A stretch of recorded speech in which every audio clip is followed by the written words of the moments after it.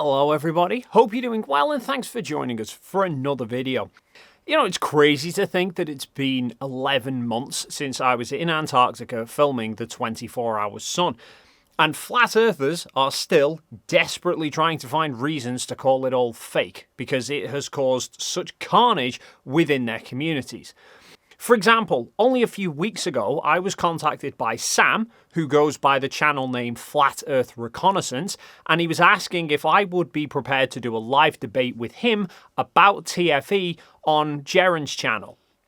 For those who don't know, Jeren was also on the trip to Antarctica and was a flat earther before the trip. However, having seen the 24-hour sun for himself, that made him realise he was wrong. So, Jeren and I had a debate with Sam, which was less of a debate and more of a train wreck for Flat Earth, because he was just claiming there were some anomalies with the footage, which were nothing more than him not understanding cameras. So you think there that his head is blocking the sun? No, the sun is blocking his head, which is much more difficult. And then his mate Vlad joined in, demanding to see our plane tickets, but not my plane ticket because I have it. Hold on. If you could produce tickets, all right? I'm not going to go talk about all of this anomaly and stuff. I just want to see your tickets to Antarctica, not Punta Arenas, not anywhere in between, not McDonald's, no Uber or nothing like that. No, McKeegan, I'm not talking about you. I'm talking about Jeren. The whole debate and the subsequent reactions to it from other flat earthers really just highlights the mess that flat earth has become because of TFE. And I am planning a video to highlight this and their desperation that they need it to be fake for their world beliefs.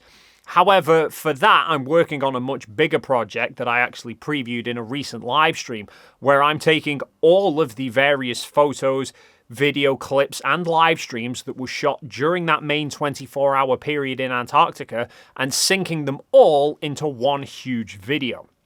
However, since I started work on that project, flat earthers have once again shown their desperation for needing TFE to be faked. Because, in preparation for the discussion I had with Sam, I put together a few synced videos to show him. You see, I knew Sam's position, that he doesn't even think we were in Antarctica and that all of the footage was faked in some sort of a studio. So, I put together two videos to tackle this claim. One where I took two 360-degree videos that were shot at the same time as each other, but from completely different locations. You see, after we'd finished the main part of the trip, which was at a location called Halfway Point, which involved several 360-degree cameras recording and is where my big project is focused on, after that we packed down and headed back to the main Union Glacier camp, which was about 2 kilometers away. But before we left, MC Toon set up a little experiment, which was basically a giant sundial based on the globe predictions for the sun in Antarctica. Someone had calculated what the shadow lengths would be for a tripod of a given height.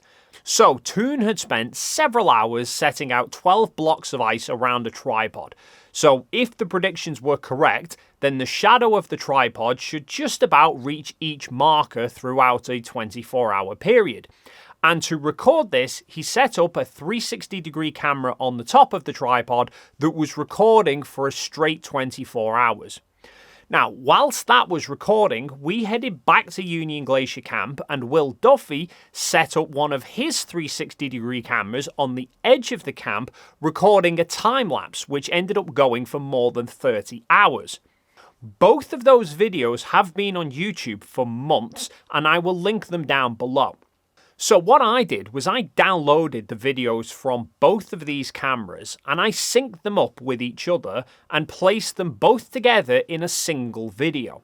And you can see not only are the cloud patterns a match between the two cameras, but when the clouds start to block the sun in one location, they don't immediately block it from another location. Basically highlighting that it was not some sort of a giant LED studio as has been suggested. If it were a studio, the skies should be identical in both and both should see the sun get blocked at the same time. Then, during that 24-hour period that Toon's camera was recording, he needed to travel back up to it to swap the power brick over so that the camera didn't go flat. And to do this, he got one of the ALE staff members, Scott, to drive him from main camp to halfway point and back to main camp on a snowmobile. And Toon recorded the whole thing on a GoPro. So again, I took the snowmobile footage and his 360-degree footage and I synced them together. So you can watch Toon in the main camp, get onto a snowmobile, drive for several minutes on the route around to halfway point. You see him arrive at halfway point, both from the perspective of the snowmobile as well as the 360-degree camera. And then, after he's finished, drive several minutes back to the main camp. But rather than turning around and going back the way they'd come, Scott carried on around the loop. So, starting at one end of Union Glacier Camp, around the Marathon Loop, and back into the main camp from the other side. And I showed these videos to Sam during the debate. Now, the snowmobile video is almost 45 minutes total. And even just the portions of them riding the snowmobile total about 15 minutes. So rather than just leaving the video playing forever, which would have been quite boring for everyone watching, I just skimmed over it to highlight the point. Well, enter Desperation. Nothing much was actually said of those videos by Sam during the debate, other than to ask, would it be possible to fake it? Okay, so you know what? Let's make it, on the other way. Do you believe that the footage you showed me could be faked? I'm not saying by you, and I'm saying like, in a movie studio and in Hollywood. However, a few days ago, a flat earther by the name Justin Johnson clipped part of the snowmobile video, claiming to have found an anomaly that proves it's fake. And this claim has since been shared by Vlad and others, and it focuses on part of the video near the end of the ride as they're almost back at Union Glacier Camp. Okay. Right there. You see it? Motherfucker turned into an SR-71. But that is the skier. That right there is the skier, y'all. 3 seconds into that clip that JJ shot. That JJ clipped out. 3 seconds into it, this is what you get.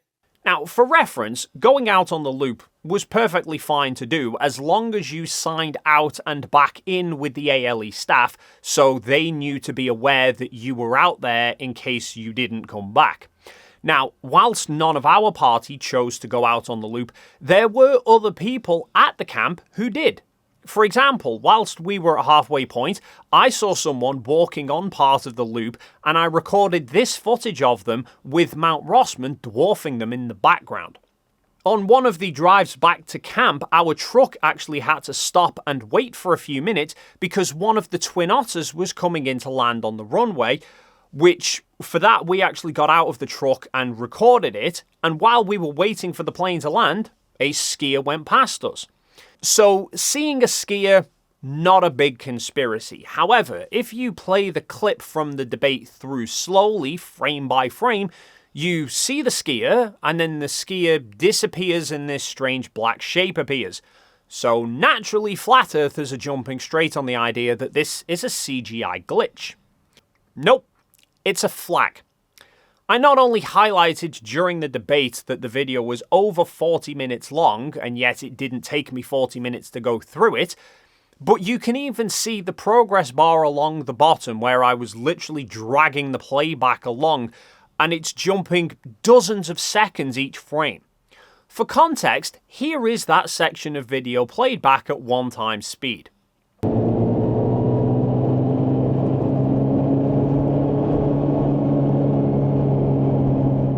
You see the skier, and you can see a line of flags as well.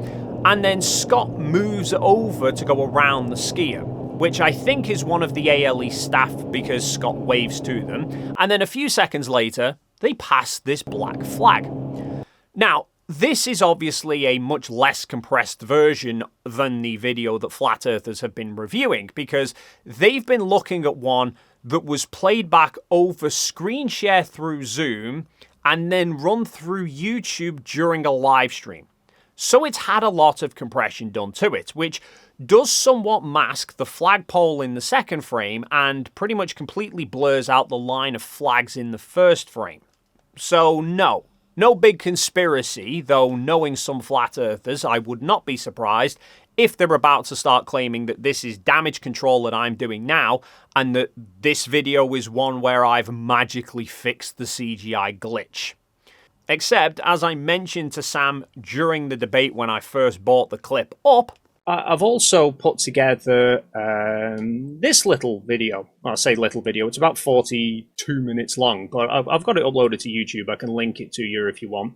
I had literally only put this Snowmobile synced video together a few hours before the debate, and then I immediately uploaded a copy of it to YouTube as an unlisted video, which, FYI, I will link below so you can watch the full 43 minutes in all its glory, and you can see I uploaded it on October 22nd, the same day as the debate with Sam and 2 weeks before Flat Earthers started making any claims of CGI glitches. But it's things like this that to me highlight the sheer desperation of Flat Earthers when it comes to TFE. The likes of Vlad will say he's just questioning things. He just wants the truth, he's just questioning things. The world is their stage. So then why would they present that? Right? Why would they present that? It hasn't been taken down. It hasn't been corrected. Why would they present that? Do you think that we're unfounded in our questioning? Do you think that we're just crazy that we're asking these questions, that we're just chasing our own tail? Fine in principle, but with one major flaw. Genuinely asking questions requires that you're actually looking for the answers. Not only was it clear as day that I was skipping through huge portions of this video, but I specifically mentioned during the debate I'd uploaded the original to YouTube and could send the link if they wanted. Take a guess how many people reached out to me to ask about seeing the original. One person. And that was Where's Wally, who's not even a flat earther. He debunks flat earth. Vlad has my email address because I emailed him the other week about something else. Sam has my email address because he reached out to me in the first place about having a debate. Any flat earther can find my email address on my YouTube channel's About page, and yet I have received precisely 0 emails questioning the skier. Plenty of flat earthers comment on my videos daily trying to argue various points, yet not a single one commented asking about the skier. Instead, what we have here is a situation where somebody has seen something they can't figure out, and rather than actually question it by reaching out to someone who was there and could answer the question, they jump straight to, it must be fake, because that is more preferable to them. So they share it. It gets seen by other flat earthers who can't figure it out either, but they don't bother reaching out to actually question it because, again, for them, the conclusion, it must be fake, is more preferable to their beliefs than the 24-hour sun actually exists. So they parrot the claims with videos on their own channels, and the cycle of misinformation repeats. And then when you point them in the direction of the right answer, they won't accept it and instead will find an excuse to ignore your answer. Not really the behaviour of people seeking the truth, is it? And yet the daft thing is, I pointed out this exact same behaviour back in a video in February where I highlighted how flat earthers were lapping up and parroting off disingenuous evidence that was fabricated by other flat earthers, which is a combination of, let's give benefit of the doubt here and say, poor research plus desperation fueling poor research and desperation. By that, I mean some people who are desperate to dismiss the 24-hour sun that we witnessed in Antarctica are doing poor research on a topic to try and explain away the trip, then publishing a video about it to try and get others to dismiss it as well. Somebody else who is also desperate to dismiss the same event, seeing that video and just parroting it off in a video of their own, whilst jumping to completely incorrect conclusions without doing any actual research or analysis on the original video themselves before they parrot it off. And the cycle repeats. As soon as they see something which they think proves TFE was fake, they just accept it, no questions asked. Which is odd, considering they also claim the 24-hour sun doesn't matter.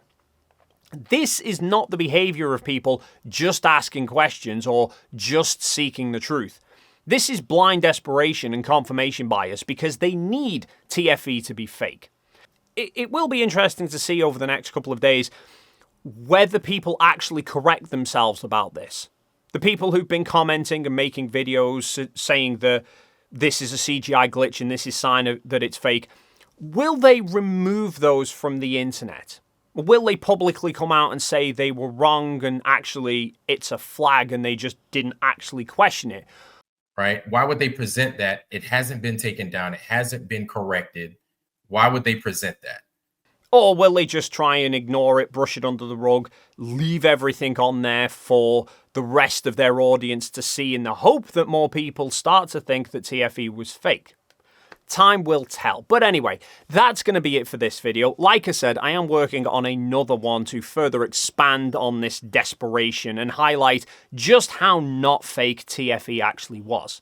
For now though, feel free to leave your thoughts in the comments down below. If you enjoyed this video and you haven't already done so, then please do consider hitting the like and subscribe buttons, and hopefully we'll see you in the next video.